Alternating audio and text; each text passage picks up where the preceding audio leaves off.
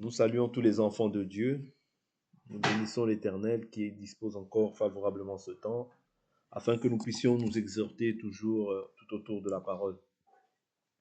Et nous disons que la paix et la grâce de notre Dieu soient multipliées au nom de Jésus-Christ. Et c'est comme ça que nous allons aussi débuter notre thème de ce jour qui s'intitule « Pourquoi demander pardon ?» Donc, nous avions vu un peu en long et en large pourquoi, la raison pour lesquelles on demande, les raisons pour lesquelles on demande pardon. Nous avons pris simplement que le pardon, c'est une faveur, une grâce, vous voyez, c'est l'effacement d'une faute, ok? Donc quand on pardonne, on passe à autre chose. Quand on pardonne, on est censé avoir une attitude vis-à-vis de la personne envers qui nous accordons le pardon. Vous voyez, donc nous avons essayé de voir ça dans la première et dans la deuxième partie. On ne va pas revenir sur tous les points que nous avions mentionnés. On va essayer d'aller rapidement en fait sur les thèmes, sur du moins les passages bibliques qui vont nous aider. Si éventuellement il y a des personnes qui nous suivent que maintenant, il y a la première, il y a aussi la deuxième partie dans lequel on a beaucoup plus développé sur voilà, on a pris vraiment des aspects de la vie, vous voyez, de la vie courante, et nous avons essayé de détailler ces choses-là en long et en large, et nous voulons aussi ramener toujours la pensée du royaume, parce que Jésus nous dit, si vous ne comprenez pas les choses terrestres, comment comprendrez-vous les choses célestes? C'est-à-dire que déjà, dans le terrestre aussi sur certains points, même la nature peut nous enseigner aussi comment est-ce que nous pouvons agir aussi dans le céleste. Vous voyez, donc sans plus tarder, on va prendre nos Bibles et on va commencer. On avait vu hier, par la grâce de Dieu, le psaume 51, où on voit David demander pardon. Et on voit qu'il dit qu'il voit constamment son péché. Vous voyez? On voit constamment son péché. Donc, en fait, tu comprends que quand tu as péché, l'attitude que tu dois avoir lorsque tu viens demander pardon, que ce soit à Dieu ou envers une personne, c'est une attitude d'abaissement. Vous voyez? Le péché, ou bien le fait de demander pardon, c'est le fait de s'abaisser, c'est le fait de s'humilier. Vous comprenez? Voilà pourquoi nous devons nous faire humbles. C'est très important. C'est une caractéristique pour le royaume. Quelqu'un qui n'est pas humble, c'est quelqu'un qui ne sait jamais s'abaisser. Quelqu'un qui sait toujours justifier. Vous savez que même des fois, nous, dans le royaume, il se peut même que tu aies raison. Mais la raison, ouais, la raison, au jour d'aujourd'hui, quand tu accèdes à la connaissance de Christ, tu dois savoir mettre ta raison de côté. Vous comprenez? Tu dois savoir mettre ta raison de côté et des fois, même si tu as raison, pouvoir faire le pas pour amener la paix. C'est très important parce que la Bible nous dit rechercher la paix avec tous et la sanctification sans laquelle nul ne verra le Seigneur. C'est-à-dire qu'il y a des points où tu peux être dans ta raison. Ouais. Tu peux être dans ta raison. Mais n'oublie pas que tu as une espérance. Vous comprenez? C'est-à-dire la raison ne peut pas en fait mettre de côté l'espérance. C'est pour ça que la Bible dit rechercher. Quand tu es en conflit avec une personne et que c'est cette personne qui t'a offensé, tu peux prendre aussi l'initiative. C'est pas parce que simplement la personne t'a offensé que c'est forcément à la personne de venir. Toi, tu as la connaissance. N'oubliez pas que la connaissance aussi, c'est une richesse. Cette richesse-là, en réalité, celui qui ne sait pas demander pardon, ouais, c'est quelqu'un qui est pauvre spirituellement. Vous comprenez? Parce que Jésus, qui avait tous les droits, ouais, lui qui a été crucifié à la croix, son sang coulait encore. Ouais. Sa tête était percée par les roseaux. Toutes ces choses-là, ben, il a quand même pris la peine de demander pardon. Vous voyez? C'est simplement pour vous dire que un enfant de Dieu ne peut pas être orgueilleux, ne peut pas garder sa vie. Le fait de garder sa vie t'empêche ou bien te ferme la porte du ciel. Vous comprenez? Parce que toi, tu dois apprendre à perdre ta raison. Voilà pourquoi Jésus dit, si quelqu'un veut me suivre, vous voyez, si quelqu'un veut garder sa vie, il la perdra. Cela n'empêche pas qu'il est vrai que dans la logique, la personne qui t'a offensé, c'est elle qui doit venir. Ça, c'est dans la logique. Mais dans la logique du royaume, toi, tu sais que tu as un objectif à poursuivre. Et l'objectif à poursuivre, tu ne peux pas le poursuivre avec l'orgueil. Ouais, avec des principes qui sont simplement des principes humains. Ouais, qui sont des principes humains. Qui ne sont pas mauvais, certes, mais qui sont des principes humains. C'est-à-dire que ces principes-là, pour nous, nous devons toujours essayer de rechercher la paix, rechercher l'amour, rechercher euh, à nous humilier. Ouais, parce que c'est tout ça qui te fait grand devant Dieu. C'est ça qui fait de toi une personne grande devant Dieu. Le fait d'être grand devant Dieu, c'est pas le fait de dire non, moi j'ai raison, moi j'ai raison. Garder sa raison, ça ne t'apportera absolument rien. Nous avons vu comment même l'apôtre Pierre a dit, Seigneur, augmente-nous la foi.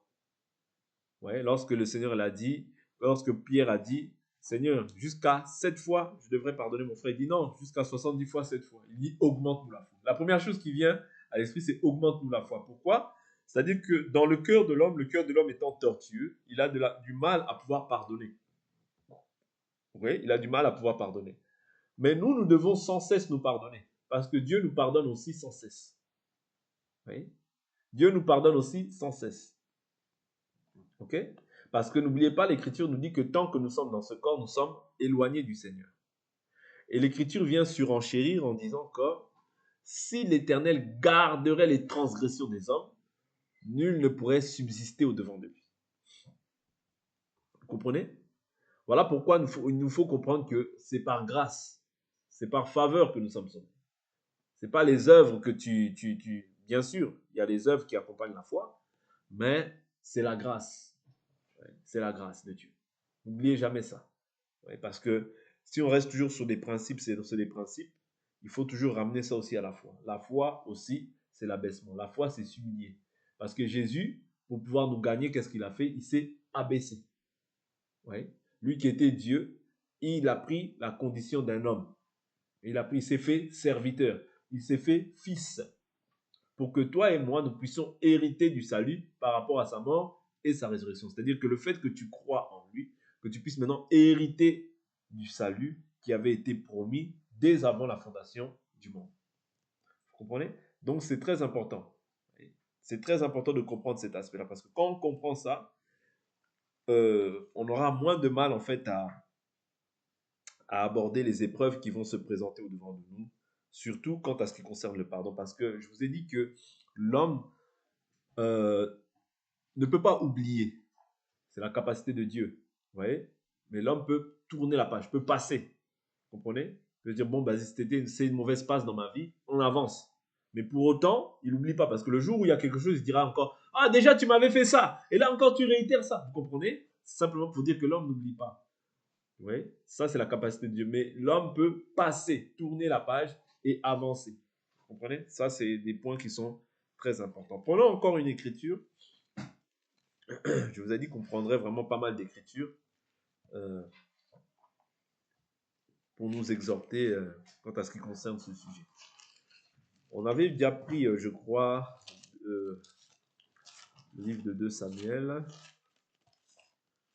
Je crois qu'il y a 2 passages dans 2 Samuel qui vont nous aider. Passe-moi ton stylo, s'il te plaît. Merci.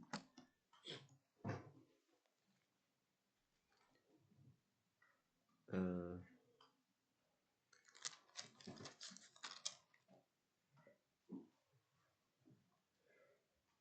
2 Samuel.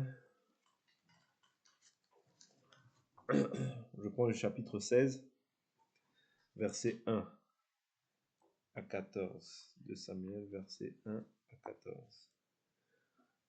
Lorsque David eut un peu dépassé le sommet, voici qu'arriva au-devant de lui Tsiba, serviteur de Méphibosheth, avec 2 ânes bâtés, sur lesquels il y avait 200 pains, 100 paquets de raisins secs, 100 de fruits d'été, et une outre de vin. Le roi dit à Tsiba, que veux-tu faire de cela? Tsiba répondit, les ânes serviront de monture à la maison du roi. Le pain et les fruits d'été seront pour nourrir les jeunes gens et le vin pour désaltérer ceux qui seront fatigués dans le désert. Le roi dit, où est le fils de ton seigneur? Tsiba répondit au roi, voici qu'il est resté à Jérusalem, car il a dit, aujourd'hui la maison d'Israël me rendra le royaume de mon père. Le roi dit à Tsiba, voici tout ce qui appartient à Méphibosheth, c'est à toi. Tsiba dit, je me prosterne, que je trouve grâce à tes yeux, ô roi mon Seigneur.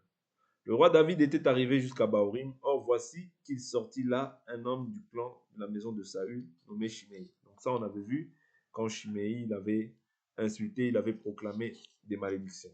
Maintenant, allons rapidement dans 2 Samuel 19, 2 Samuel 19, verset 25. Méphibosheth, fils de Saül, descendit aussi à la rencontre du roi. Il n'avait pas soigné ses pieds, ni fait sa barbe, ni nettoyé ses vêtements, depuis le jour où le roi s'en était allé jusqu'à celui où il revenait en paix. Lorsqu'il se rendit au-devant du roi à Jérusalem, le roi lui dit, pourquoi n'es-tu pas venu avec moi, Méphibosheth? Il répondit, ô roi, mon seigneur, mon serviteur m'a trompé, car ton serviteur avait dit, je ferai sceller mon âne, je le monterai et j'irai avec le roi, car mon serviteur est boiteux. Mais il a calomnié ton serviteur auprès de mon seigneur le roi. Mais mon seigneur le roi est comme un ange de Dieu, fais ce qui semblera bon à tes yeux. Car tous ceux de la famille de mon père n'ont pas été n'ont été que des gens dignes de mort pour mon seigneur le roi. Et cependant, tu as mis ton serviteur avec ceux qui mangent à ta table. Qu'ai-je fait de juste pour pouvoir supplier le roi? Le roi lui dit, à quoi bon toutes tes paroles? Je l'ai déclaré, toi et Tsiba, vous partagerez les terres.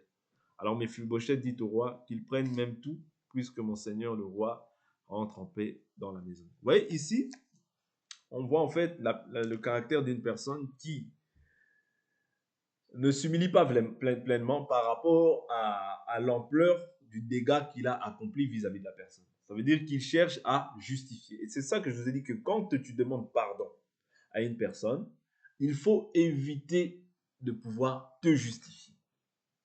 Vous voyez? Il faut éviter de pouvoir te justifier. Parce que là, il ne vient pas avec une profonde repentance, mais il vient en fait en justifiant et en disant, oh, c'est lui. Ouais, c'est mon serviteur, il a calomnié. Mon serviteur a fait ceci et cela. Ouais. Mon serviteur a fait ceci, cela, sans pour autant en assumer, en fait, sans pour autant assumer la faute qu'il a commise envers David.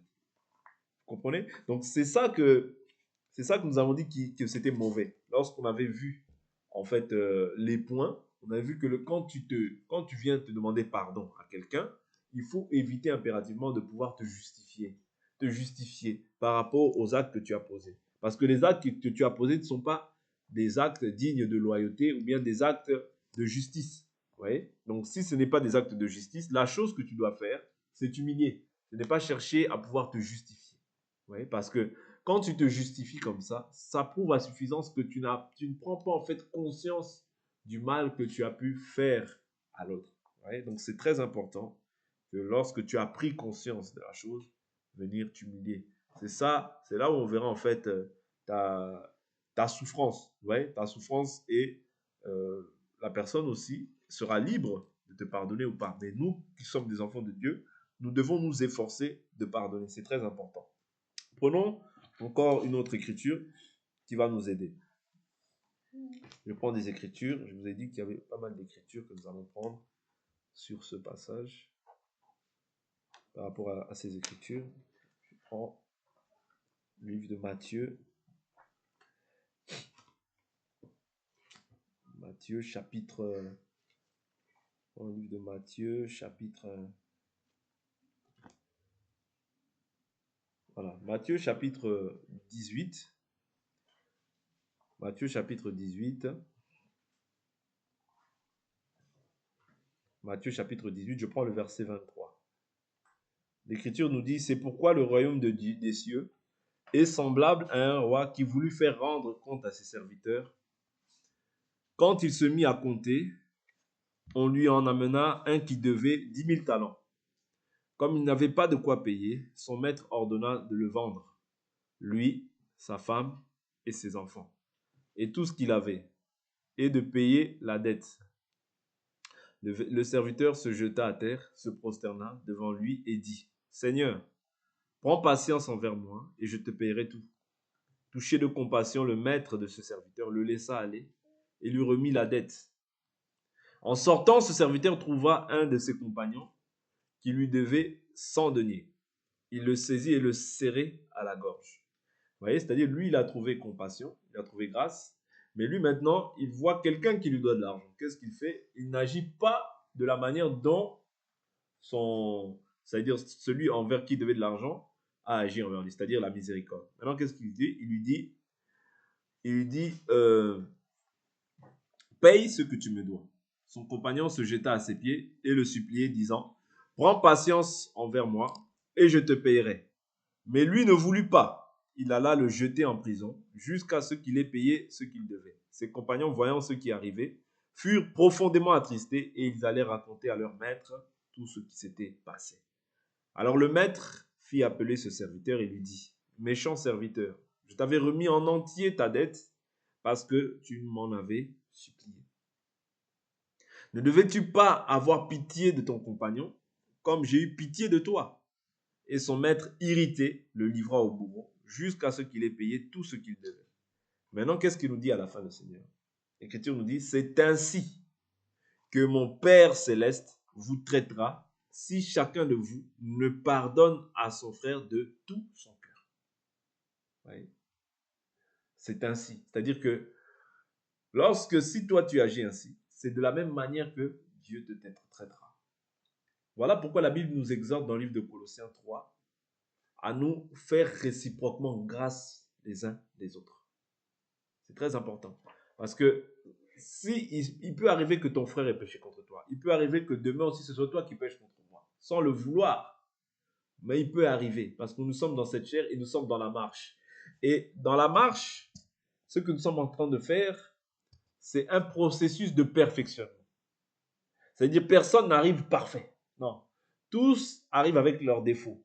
Le rôle maintenant du Saint-Esprit, c'est, comme je vous ai toujours dit, c'est d'unir chacun d'entre nous. C'est-à-dire que nous ayons un même esprit, premièrement, une même âme, une même pensée, un même cœur. Ouais. Et quand ces choses-là, en fait, quand nous arriverons à la perfection, c'est là où nous partirons. Vous comprenez? Donc, tant qu'il n'y a pas ça, ouais, le Seigneur aussi ne peut pas venir. Parce que le Seigneur doit venir prendre une église qui est parfaite, sans tache ni ride, ni quoi, de rien de semblable. C'est-à-dire que si on voit encore les rivalités, les querelles, l'injustice, la haine qui règne au milieu des enfants de Dieu, ben Dieu n'est pas glorifié. Voilà pourquoi le Seigneur dit quoi? Le Seigneur ne retarde pas sa promesse, mais il use de patience, voulant que tous les hommes se repentent et qu'ils parviennent à la connaissance de la vérité. Vous comprenez? C'est-à-dire, si le Seigneur tarde encore, c'est parce que les signes de son avènement sont accomplis.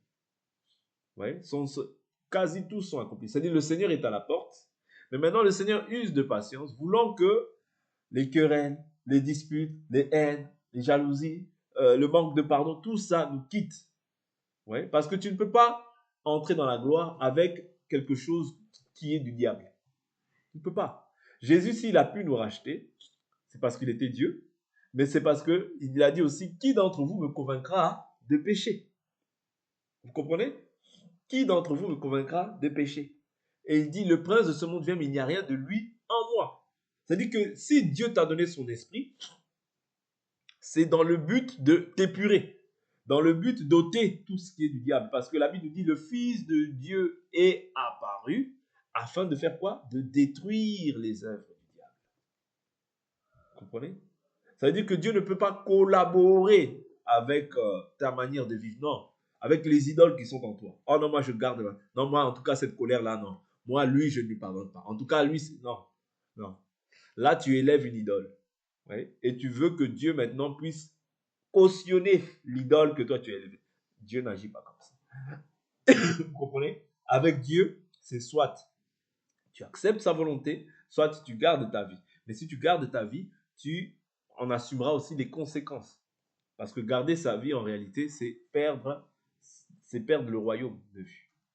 Vous comprenez? Donc, c'est très important de comprendre que toi aussi, si tu n'agis pas comme ça, c'est ce sort-là qui t'arrive. Prenons Colossiens chapitre 3 qui va nous aider. Parce qu'il y a il y a pas mal de choses là-bas qui peuvent nous aider dans le livre de Colossiens. Je l'ai dit oralement, je l'ai dit verbalement, mais on va prendre ça comme ça. Prenons Colossiens chapitre 3. C'est un bon passage. Colossiens 3. Je prends à partir du verset je prends à partir du verset 12, même un peu plus haut, verset 9. Ne mentez pas les uns aux autres, vous qui avez dépouillé la vieille nature avec ses pratiques et revêti la nouvelle nature. Vous voyez? La nature nouvelle, pardonnez-moi. Ouais, tu as revêtu la nature nouvelle qui se renouvelle en vue d'une pleine connaissance. Vous comprenez? C'est-à-dire la raison pour laquelle tu as revêtu la nature nouvelle, c'est pour être renouvelé en vue d'une connaissance, ouais, d'une pleine connaissance, selon l'image de celui qui l'a créé. Est-ce que vous comprenez en fait la raison pour laquelle tu as été revêtu? Si tu as été revêtu, vous voyez, revêtu de la nature nouvelle, ok, c'est en vue d'une pleine connaissance, c'est-à-dire que tu es la connaissance. Quand tu as cette connaissance-là, c'est dans l'objectif que tu sois selon l'image de celui qui l'a créé, c'est-à-dire l'image de Christ. La connaissance, ce n'est pas comme les gens le font aujourd'hui pour brandir, pour démontrer. Non, c'est afin qu'on voie en toi Christ manifesté. Toi qui étais peut-être impoli, qu'on voie la politesse. Toi qui étais peut-être agressif, qu'on voie la douceur. Toi qui étais peut-être, je ne sais pas moi, voleur, qu'on ne voie plus le vol en toi. Toi qui étais adultère, qu'on ne voie plus l'adultère en toi. Vous comprenez? C'est ça là le rôle de la connaissance. C'est-à-dire qu'on voie maintenant Christ en toi. Là où tu pouvais garder quelqu'un ennemi dans ton cœur, aujourd'hui, en fait, tu comprends que la nature nouvelle qui est en toi ne supporte pas en fait ces choses-là parce que c'est une pourriture en réalité, cette chose. Vous comprenez? C'est ce que Paul dit, il dit, je considère tout comme de la boue afin de gagner le Christ. Je suis crucifié avec le Christ. C'est plus moi qui vis, c'est Christ qui vit en moi. Si Christ vit en toi, le corps est mort. Or, ça, c'est des désirs du corps. Ouais. Les désirs, les passions résident dans le corps. Le moi, l'ego, l'orgueil, tout ça réside dans ce corps, dans cette chair. Voilà pourquoi il faut faire mourir les désirs du corps si tu veux réellement être renouvelé d'une pleine connaissance. Ouais. Parce que c'est ça qui va permettre par la suite, la connaissance va te permettre d'être semblable à l'image du Fils. Si tel n'est pas le cas, on perd notre temps. Je vous dis la vérité. Ouais. Parce que oui, il est vrai, comme je l'ai dit, quand quelqu'un a fait mal, c'est cette personne-là qui doit demander pardon. Mais quand tu as la connaissance, n'oubliez pas que c'est une richesse. Tu peux aussi t'humilier et aller dire, bon, c'est vrai, je demande pardon, mais simplement pour la paix, en réalité. Ouais, parce que tu sais que le Seigneur peut arriver à tout moment. À tout moment. Nous ne connaissons ni le jour, ni l'heure. Autant que cela dépend de vous-même, soyez en paix avec tous les hommes. C'est-à-dire, il y a des hommes, toi tu vas chercher la paix, ils ne veulent pas. Selon Dieu, toi tu as cherché.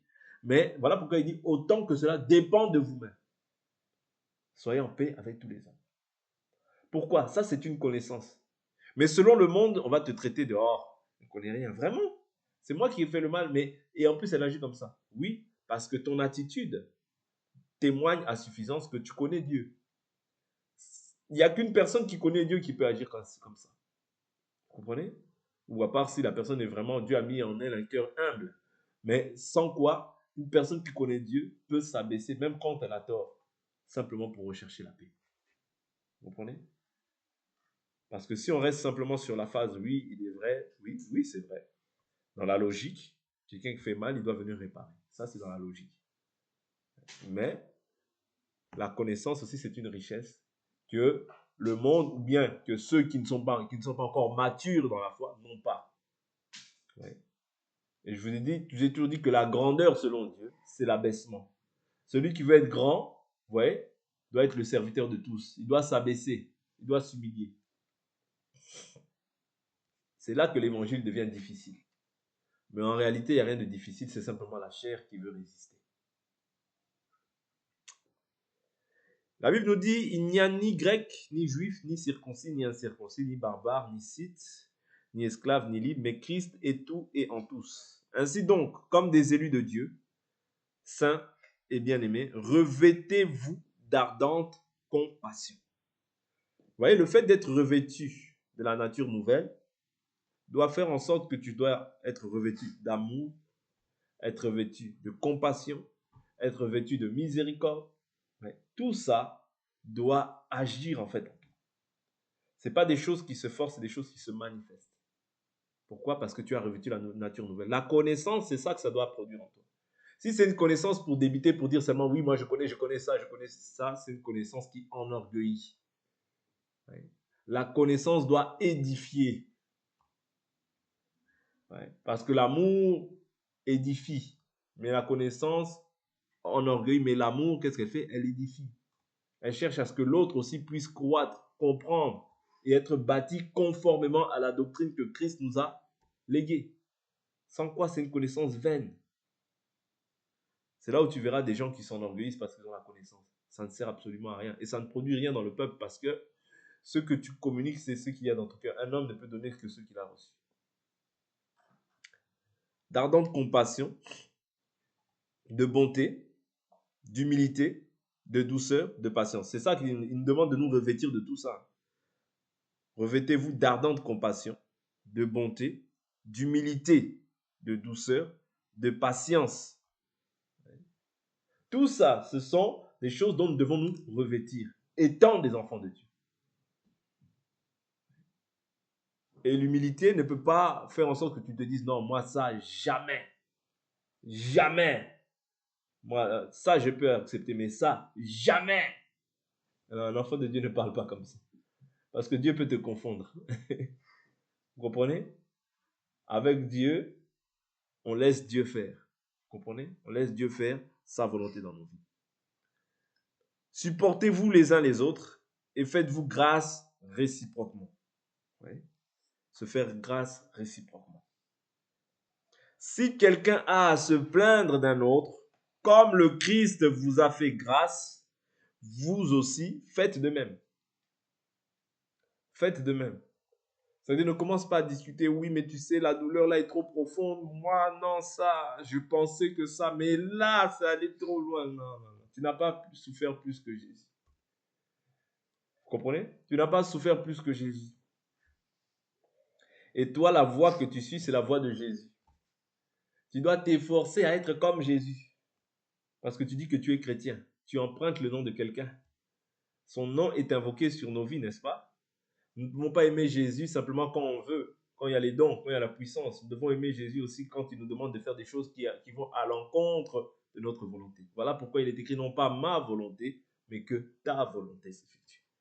Ouais, c'est le ta volonté qui est dur. Faire ce que Dieu te demande et non pas faire ce que toi tu veux. Voilà pourquoi il est impératif, je vous ai toujours dit, que la mort soit constatée. Si la mort n'est pas constatée, il est impossible que le fruit soit manifeste. Le fruit n'est manifeste que quand la mort est constatée. Ça, nous l'avons vu dans plusieurs aspects. Même dans la semence, comme nous voyons en fait le principe de la semence doit d'abord être plantée sur terre et lorsqu'elle meurt, c'est alors que le fruit, la tige, l'arbre, le fruit se manifeste. Vous comprenez? Tant que la semence n'est pas en terre, il n'y aura jamais, mais alors jamais, le fruit qui va être manifeste. Vous comprenez? Or, Jésus définit ça aussi comme étant la mort. C'est-à-dire, pour servir Dieu, il faut que tu meurs à toi-même. Tu ne peux pas prétendre que tu as revêtu la nature nouvelle, mais par exemple, le pardon pour toi, c'est un fardeau. Ouais. Ou bien si tu as mal fait envers un frère, pour toi, c'est un fardeau. Non. Non, non, non, non. Non. Ça veut dire que tu n'as pas compris le principe de l'évangile. Parce que si tu ne pardonnes pas, ton Dieu aussi ne te pardonnera pas. Et si toi, tu t'amuses à offenser les frères à tout moment, ça veut dire que tu n'as pas compris en fait le rôle de l'évangile. Parce que la Bible, ça c'est un comportement charnel quand on agit ainsi. C'est un comportement charnel. Un enfant de Dieu ne peut pas être un provocateur, provoquer les autres. Non. Non. Ouais. Je finis ici et je prends le dernier verset, on va s'arrêter. Il dit donc, supportez-vous les uns les autres et faites-vous grâce réciproquement. Okay? Verset 14. Mais par-dessus tout, là il nous parle encore d'un revêtement que nous devons avoir en tant qu'enfants de Dieu. Revêtez-vous de l'amour qui est le lien de la perfection. Ouais. Le revêtement, c'est un lien aussi. Aujourd'hui, les gens n'aiment que parler des liens de famille, liens de ceci, les liens. Le véritable lien, c'est ça, c'est le lien de l'amour. Ouais. C'est un lien, l'amour. C'est un lien qu'on doit tisser. Vous comprenez? Qu'on doit tisser les uns envers les autres. Vous comprenez? l'humilité, c'est un lien qu'on doit tisser les uns les autres. Les gens aujourd'hui, tu es lié, tu es lié, tu es lié. Vous voyez, ça c'est une parenthèse, simplement pour dire que ça, ce sont des hérésies. Vous voyez, celui qui est lié, c'est celui qui ne marche pas selon la volonté de Dieu. Et celui qui est en Christ, il n'y a plus toutes ces choses-là. C'est-à-dire les choses que nous devons tisser, c'est ça. L'amour, la joie, la paix, la patience. Vous voyez, être doux, être humble. Okay? Que la paix du Christ à laquelle vous avez été appelés pour former un seul corps règne dans vos cœurs. Soyez reconnaissants. Oui? Donc c'est ça qu'on doit voir dans la vie d'un enfant de Dieu. C'est ça qu'on doit voir dans la vie d'un enfant de Dieu. Se pardonner réciproquement. J'ai offensé mon frère, je lui demande pardon. Parce que le péché peut même des fois engendrer des maladies. Le péché.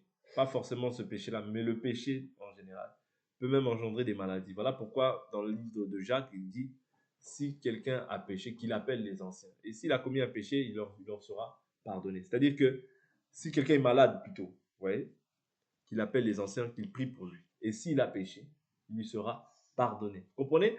Ça ne veut pas vous dire que quand tu pêches, ça peut même entraîner des maladies. Ici, on ne cite pas le péché. Hein. Parce que toute injustice, la Bible nous dit que c'est un péché. Refuser de pardonner, c'est un péché. Refuser d'accepter le pardon d'un frère, c'est un péché. Et moi, étant un enfant de Dieu, je ne peux pas commencer maintenant à provoquer les frères. Non. Je prends une dernière écriture, Éphésiens 4, 32, et je m'arrête là. Je prends une dernière écriture.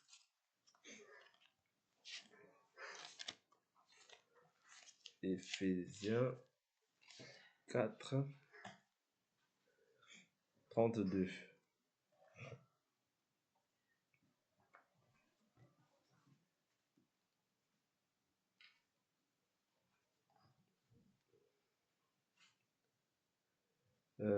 Ouais, Éphésiens 4, 32.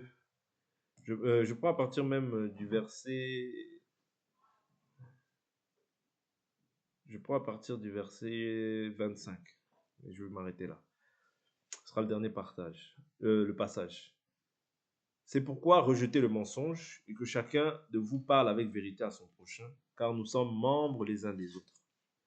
Je ne sais pas si vous voyez, hein, la Bible incite beaucoup sur le fait des liens. Vous voyez, nous sommes liés par, vous voyez, nous sommes membres des uns des autres. Tous ces aspects-là reviennent souvent dans les épîtres.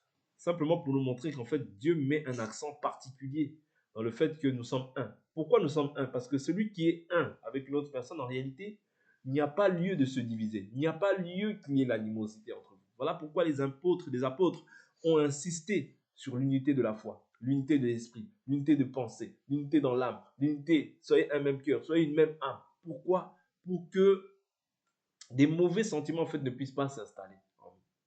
Les mauvaises pensées, parce que Dieu sait de quoi il fait l'homme. Ouais. Dieu sait de quoi il fait l'homme. Je continue, je m'arrête là au verset 32, où j'ai dit, il dit, si vous vous mettez en colère, ne péchez pas, que le soleil ne se couche pas sur votre irritation. Ne donnez pas accès au diable. Si tu pêches, ouais, que le soleil ne se couche pas sur ton irritation.